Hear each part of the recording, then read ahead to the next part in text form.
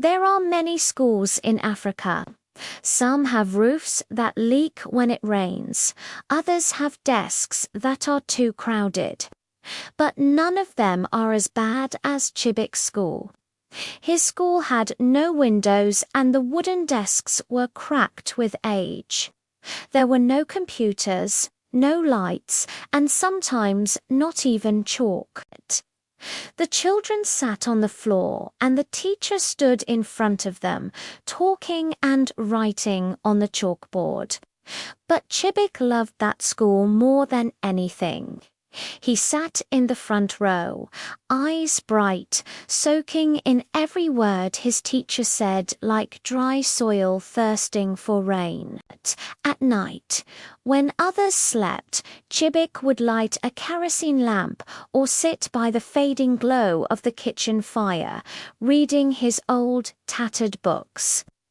He had no television, no phone, and had never seen a laptop in real life. But in the pages of his books, he traveled the world. He read about men who built nations, discovered new worlds, and invented machines that could fly. And each time he closed a book, he would whisper to himself, "I will be great too." One day, a stranger came to the village. He walked around, taking notes and talking to the villagers.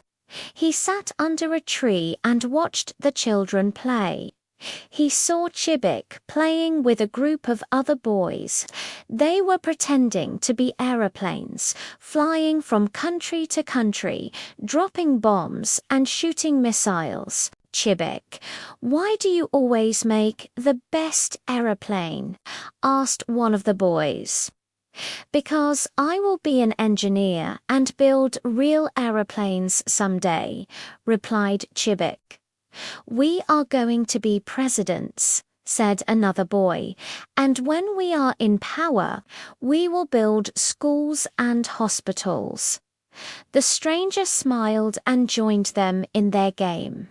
When Chibik scored a goal, the stranger went over and shook his hand.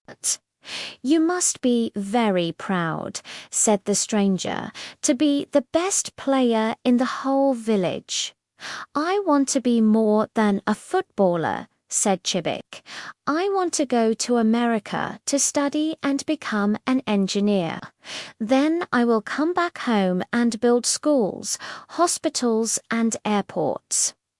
The stranger put his hand on Chibik's shoulder. "That's a wonderful dream," he said. "But how can a poor village boy like you go to America? You don't even have shoes." "I will work hard and earn a scholarship," said Chibik. "I won't be poor forever. One day I will be rich and famous, and everyone will respect me."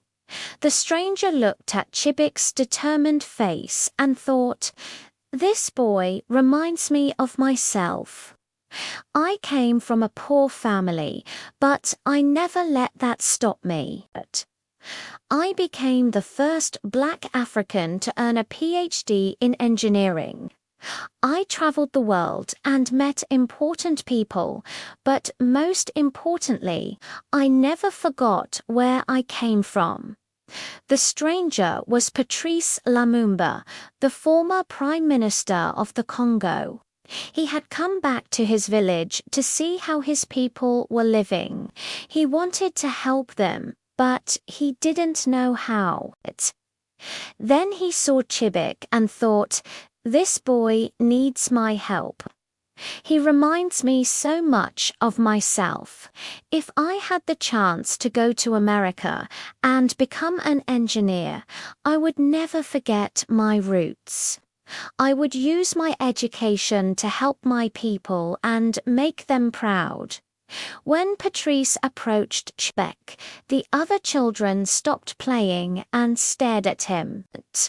They knew the stranger was important, but they couldn't understand what he was saying, so they went back to their game. Chibik, however, stayed where he was. He knew this was an important moment in his life, a moment that could change everything. As Patrice continued to talk to Chibik, the boy's eyes filled with hope and excitement.